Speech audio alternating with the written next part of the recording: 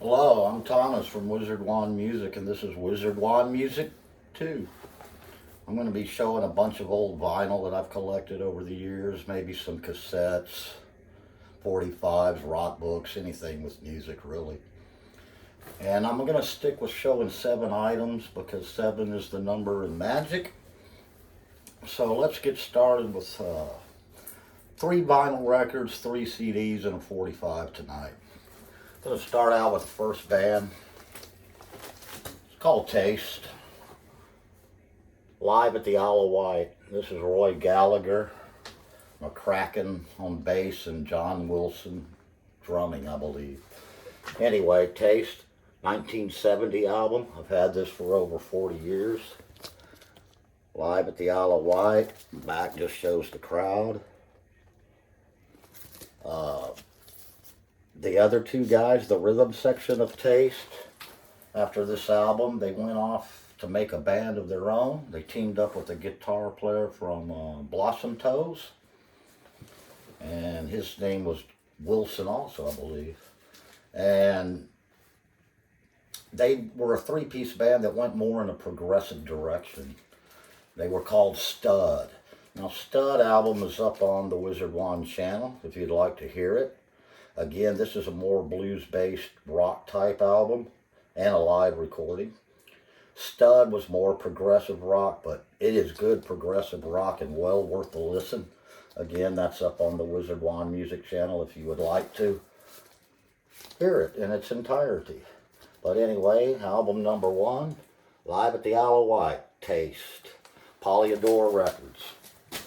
Second album, it's going to be a debut album from a band out of California called X. X, considered a punk band.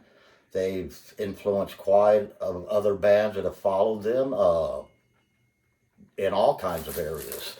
They consisted of 3 guys, and Erikson Cervinka on vocals. You had John Doe on bass.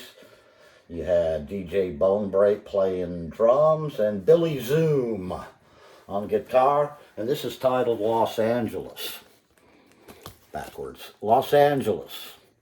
X. Produced by Ray Manzarek from The Doors. Interesting story that I've heard was that Ray was attending one of the gigs of X with his wife, and she heard him playing a song. About 2 bars in, turned to Ray, listened to what they're playing. Happened to be Soul Kitchen. He liked it, and I guess that's how they hooked up. I don't know, but he is the producer of this album. The cuts on here that are good are the title track, Los Angeles, Motel in My Bed. The whole album is pretty good for a debut album. I really like it a lot. I've had this one for a long time also. But anyway, X out of California, and this is their debut album. By the way, they are out on the road currently. I want to say Smoke and Mirrors is their new album, but don't count on me as being 100% correct on that. But they are on tour currently, right now, in your city. So get out and check them out if you can. Or you can see some old David Letterman clips where they were on the show, and all kinds of stuff. So X has put out quite a catalog, and I just choose to show the debut album here. And I believe they were on a label called Slash Records that was signing a bunch of punk bands from that area, and that's the label they were on. But it's a good debut album. I really like it a lot. This next album that I'd like to show is a band from the East Coast. Fayetteville, North Carolina is where these guys hail from. They're a 6-piece band. They are called the Bow Street Runners. This is what the album looks like. Bow Street Runners there. This is also up on the Wizard Wand Music channel if you'd like to hear this one in its entirety. A good psychedelic fuzz rock, trippy vocals. It's got it all. It's a good psych record if you're into that type of thing. I haven't had this one as long as I've had most of my vinyl, but at least 10 years, and I've enjoyed it tremendously. And I'd like to show you what the came on the plastic on the cover. This is how they describe it, if you can read it there. They really give it some right up there, and it's true. It's a good album. Debut might be their only one. I believe it is. I'm not sure, but I'm pretty sure that it is, but not 100%.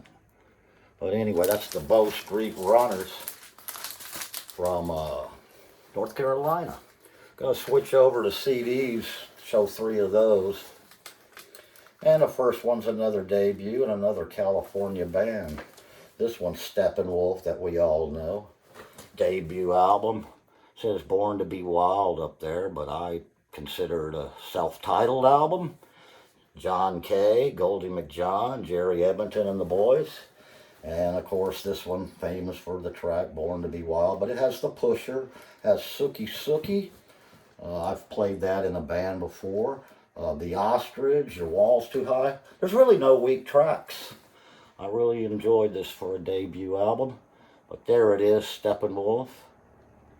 Born to Be Wild. Heavy Metal Thunder. There you go, Steppenwolf. So that's that one. Next one's not a debut album, but it will be the second album in their catalog, I believe. And this is a band called Ramatam. Ramatam. In April came the dawning of the red sun. Right there in the middle is April Lawton, probably the best unknown guitarist that I can think of. She really needs to be heard. I'm surprised she didn't make it as big as some of the others, but she can really shred that guitar. And this is a 3-piece band. I know Tommy Sullivan's on bass, and those two, April and Tommy, are holdovers from the first album, which happens to have Mitch Mitchell, drummer for the Jimi Hendrix Experience, is their drummer on the first album. It also has Mike Panera on guitar from Iron Butterfly, Blues Image, Ride Captain Ride. But those two left, and April and Tommy found a drummer and continued on, and made, in April came Dawning of the Red Sun, standout tracks, Rainy Day Sunday, Stars and Stripes. It's got some psychedelic, really shredding guitar type music. It's got some ballads. I believe Tommy does most of the vocals. I'm sure she does on this one. Mike Panera handled that on the first Ramatam album. So I guess April and Tommy shared the duties for the second album. But yes, if you haven't heard April Lawton play guitar, you need to hear her. She's really good, and I've enjoyed her playing for many years now. And the debut album is good, but so is this one. They're both good. Like I said, you might notice a vocal change, but the music stands up and stands the test of time. Well, that brings me to the next CD. Happens to be a debut album. It'd be Jefferson Airplane, Takes Off. 1966 debut. Again, this one is up on the Wizard One Music Channel if you would like to hear it. It's got Signe Tolly Anderson on vocals instead of Grace Slick.